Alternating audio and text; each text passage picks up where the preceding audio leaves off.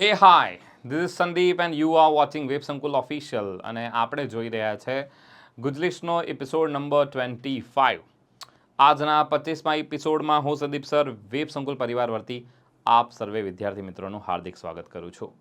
ગઈકાલના ક્વેશ્ચનનો answer જે છે તે ઓફ રહેશે. ફોન્ડ ઓફ એના પછી અફ્રેડ ઓફ, સફરિંગ ફ્રોમ, આ અમુક એવા પ્રકારના ફ્રેઝિસ છે જે ફિક્સ હોય છે અને ફિક્સ ફ્રેઝલ પ્રિપોઝિશન પણ કહેવામાં આવતા હોય છે. આજના સેશનમાં આપણે પાર્ટ્સ ઓફ સ્પીચની આ છેલ્લો એપિસોડ જોવાના છીએ. અહીંયા પાર્ટ્સ ઓફ સ્પીચ પૂર્ણ થાય છે અને પછીના સેશન્સમાં તમે નવી નવી વસ્તુઓ જોવાના છો. આજના સેશનમાં આપણે શું જોઈશું? તમે પાર્ટ્સ ઓફ સ્પીચ ભણી ગયા છો તો એનું ફટાફટ આપણે રિવિઝન જોઈશું એમસીક્યુના પેટર્નથી. એટલે કે એમસીક્યુ જ્યારે પૂછાય પરીક્ષાની અંદર, પરીક્ષાની દ્રષ્ટિએ તમને કઈ રીતે મદદરૂપ બની શકાય એને ધ્યાનમાં રાખીને આપણે આજે ફક્ત 10 ખાલી જગ્યા લીધી છે અને યસ, છેલ્લે આપણે જે તમને પ્રશ્ન આપતા હોઈએ છીએ એ તો ખરો જ. તમે પાર્ટ્સ ઓફ સ્પીચને બહુ સારી રીતે ભણ્યા છો, તમે સારી રીતે એને માણ્યું છે. તો આજના એપિસોડમાં આપણે એને ચેક કરીશું કે તમે કઈ કઈ બાબતો ભણ્યા છો, જાણી છે, શીખ્યા છો વગેરે વગેરે. Let's start our today session. શરૂઆત કરીએ છીએ. All those words use to express some sudden feelings are called. એટલે કે એવા શબ્દ કે જે શું દર્શાવે છે? ઓલ ધોઝ વર્ડ, પહેલાં તમામ શબ્દો યુઝ ટુ ના માટે વપરાય છે. યુઝ ટુ એટલે ના માટે ઉપયોગમાં લેવાતા હોય. એક્સપ્રેસ એટલે રજૂ કરવા માટે. સડન એટલે એકાએક. ફિલિંગ, એકાએક ફિલિંગ, લાગણી દર્શાવવા માટે શું વાપરીએ છીએ? બધાને ખબર છે સર. આના માટે જે શબ્દ છે તે ઇન્ટીજેક્શન વપરાય છે, બરાબર. સડન ફિલિંગ અને સડન ઇમોશન દર્શાવવા માટે આપણે ઇન્ટીજેક્શન વાપરીએ છીએ. કંજંક્શન જોડે છે અને સંયોજક કહીએ છીએ આપણે. સંયોજક જે છે તે જોડવાનું કામ કરે છે. અડવર્બ જે છે તે એલવાયવાળા રૂપો આપણે ભણી ગયા હતા. અડવર્બ જે શું કરે છે તો કે ક્રિયા વિશેષણ. ઇન્ટીજેક્શન જે છે નાઉન અને પ્રોનાઉનને છોડીને બાકી બધામાં વધારો દર્શાવવા માટે વપરાતો હોય છે. So interjections is the right one. Let's see another one. The students rote. Rote એટલે શું તો કે સર અહીંયા ધ સ્ટુડન્ટ્સ આપેલું છે, કર્તાના સ્થાને છે, એના પછી રોટ જે છે તે વર્બના સ્થાને છે, ક્રિયાપદના સ્થાને છે. એન એપ્લિકેશન અર્થ થાય છે અરજી લખવી. To the principal. પ્રિન્સિપલ હોદ્દો છે એના નામની આગળ આર્ટિકલ યુઝ થતો હોય છે. આને હંમેશા ધ્યાન રાખવાનું રહેશે. શિક્ષકના નામ સાથે આર્ટિકલ યુઝ થાય છે, ટીચર થશે, પરંતુ પ્રિન્સિપલ સાથે ધ આર્ટિકલ, કેમ કે તે હોદ્દો છે. The students wrote an application. તમામે તમામ વિદ્યાર્થીઓ, ચોક્કસ આખો વર્ગના વિદ્યાર્થીઓ છે એટલે આર્ટિકલ ધ યુઝ થયો છે અહીંયા. ધ સ્ટુડન્ટ્સ, તમામ વિદ્યાર્થીઓએ રોટ એન એપ્લિકેશન, આ એપ્લિકેશન લખી હતી. રાઇટના 3 રૂપો તમે ભણ્યા હશો. રાઇટ, રોટ અને રિટન. આ 3 રૂપો થતા હોય છે રાઇટના, અને આપણે બધા બહુ સારી રીતે જાણીએ છીએ કે સર જેના 3 રૂપ થાય છે V1, V2, V3 જેને આપણે કહીએ છીએ. V4 રાઇટિંગ થાય છે અને V5 જે છે તે રાઇટ થાય છે. આને આપણે વર્બ કહેતા હોઈએ છીએ. સર આ ક્રિયાપદ છે. That's it. અહીંયા આન્સર આપણને ઇઝીલી ખબર પડી જશે. અહીંયા તમે આઈડેન્ટિફિકેશન ભણી રહ્યા છો, ઓળખતા શીખી રહ્યા છો કે કયા પાર્ટને આપણે શું કહેતા હોઈએ છીએ. Let's see another question. Next પ્રશ્ન તરફ આગળ વધીશું. Ahmedabad is the largest city in Gujarat. જો અહેમદાબાદની નીચે અંડરલાઇન હોય તો એવું નાઉન કહેવાશે, પ્રોપર નાઉન જેને કહેતા હોઈએ છીએ. ગુજરાત પણ એક પ્રોપર નાઉન છે. સિટી એક કોમન નાઉન છે. ઇઝ જે છે તે અહીંયા વર્બનું કામ કરશે, ઇન પ્રિપોઝિશનનું કામ કરે છે. જ્યારે આર્ટિકલ ધ જે છે તે આર્ટિકલ કહેવાય છે ને ઇઝ વર્બ કહેવાય છે. તો સર આ લાર્જેસ્ટ જે છે તે શું કહેવાશે? સિટી નાઉન છે ને નાઉનની અંદર વિશેષતા દર્શાવે છે. સિટી પર કેવી સિટી? લાર્જેસ્ટ, મોટામાં મોટી સિટી. લાર્જેસ્ટ સિટી, વિશાળમાં વિશાળ, સૌથી વિશાળ. તો સર આ એડજેક્ટિવ છે જેને આપણે વિશેષણ કહેતા હોઈએ છીએ. Option A is the correct one. આગળ વધીશું નેક્સ્ટ પ્રશ્ન તરફ. Which of the following pronounce, નીચેનામાંથી કયા પ્રોનાઉન આર યુઝડ વપરાતા હોય છે વેન, કે જ્યારે વી આર ટોકિંગ, જ્યારે આપણે વાત કરતા હોઈએ છીએ, are talking about someone who, એના વિશે, someone who is not present, જે હાજર હોતા નથી. એટલે ધારી લો કે હું હમણાં તમને ભણાઈ રહ્યો છું, હું ફર્સ્ટ પર્સન કહેવાઈશ, હું બોલનાર છું, હું ફર્સ્ટ પર્સન કહેવાઈશ, હું બોલી રહ્યો છું, હું પોતાના માટે આઈ વાપરીશ, તમે સાંભળી રહ્યા છો, હું તમારી માટે યુ વાપરીશ. પરંતુ આપણે ભેગા થઈને કોઈ થર્ડ પાર્ટીની વાત કરીએ છીએ તો જે કન્વર્ઝેશનની અંદર એબસન્ટ છે, જે કન્વર્ઝેશનની અંદર વાર્તાલાપની અંદર એબસન્ટ છે, એને આપણે થર્ડ પર્સન કહેતા હોઈએ છીએ. So third person pronouns is the right one. Third person pronoun એ સાચો જવાબ રહેશે. Water in my favourite, winter is my favourite season. Winter જે છે એને આપણે શિયાળો કહીએ છીએ. વિન્ટર એ મારી ફેવરેટ સિઝન છે. આના પછીના સેશન્સમાં આપણે નાના નાના શબ્દ જે છે એ જોવાના છીએ. દરેકે દરેક ઇંગ્લિશ શબ્દનું ગુજરાતી શું થાય છે એ જર્ની એ આપણે શરૂ કરવાના છે કે દરેક ટુકડાને શું કહેવાય છે. એ શરીરના અંગો હોય, શાકભાજીના નામ હોય, બધી વસ્તુઓ, બરાબર. એવી અટપટી વસ્તુઓ કે જે અત્યાર સુધી તમે ઇંગ્લિશમાં કદી ભણ્યા નથી, કદી શીખી નથી, અથવા તો એ આજુબાજુની વસ્તુ છે જે આપણે જાણતા નથી કે ઓકે સર આ વસ્તુને મને તો ખબર જ નથી કે આ વસ્તુને ઇંગ્લિશમાં આમ પણ બોલવામાં આવે છે અથવા તો એને ઇંગ્લિશમાં આ કહેવાય છે. ચલો, તો એ બધી બાબતો આપણે જોઈશું. Winter is my favourite season. The word favourite જે છે તે શું દર્શાવે છે? ફેવરેટમાં એક વસ્તુ મેં તમને ભણાઈ પણ હતી, આગળ તમે સિરીઝમાં ચેક કરી શકો છો. આ અમેરિકન સ્પેલિંગ થતો હોય છે, બરાબર. આપણે યુ જે છે તે યુઝ કરતા હોઈએ છીએ બ્રિટિશ સ્પેલિંગની અંદર.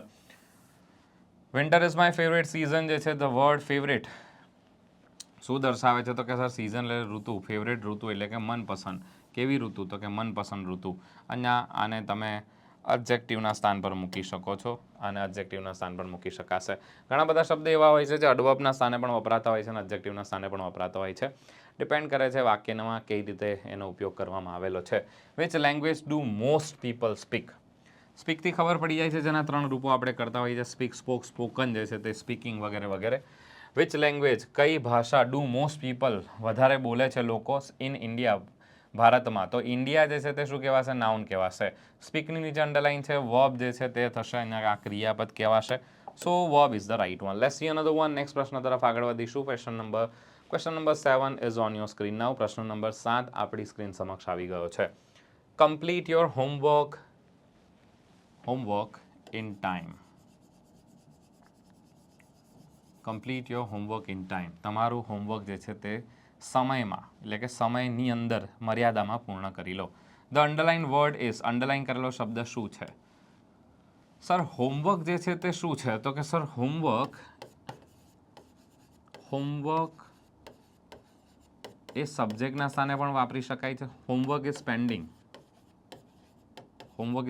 તો અહીંયા તમે જોઈ શકો છો હોમવર્ક જે છે તે સબ્જેક્ટના સ્થાને વપરાયો છે.